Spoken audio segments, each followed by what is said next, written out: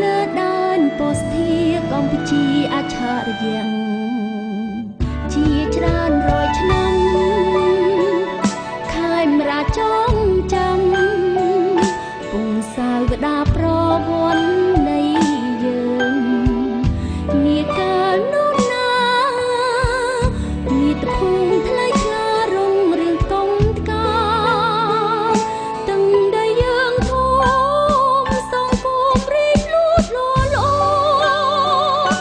មានអរិយធម៌បបខ្ពង់ខ្ពស់រុងរឿងគេឈ្មោះលេញឡើងជាមហានគរពេលនេះនាដែនបបតចារឹកតុងមានសង្ឃនឹងសន្តិភាពពេញនោភារ័យទីថតស្គរលោកក្រៃគ្រឹះថតសិក្សាពីពេញបរិយជូនថ្មប្រស្រី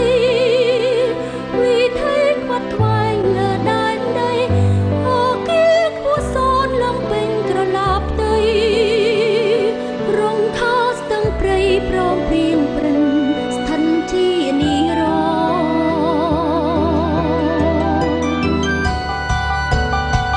ទាំងនេះដោយសារពុទ្ធិបញ្ញា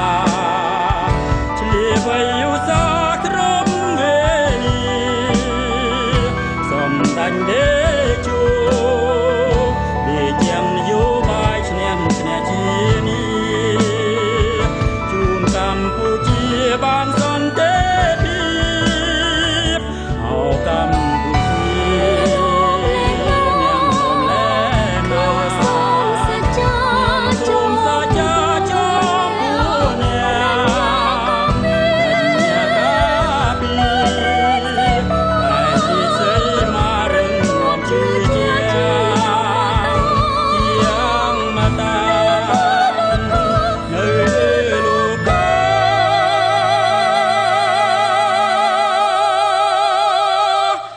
រោគសោកសេមសានក្នុងគ្រួសារជាតិនិងអន្តរជាតិរៀងទៅ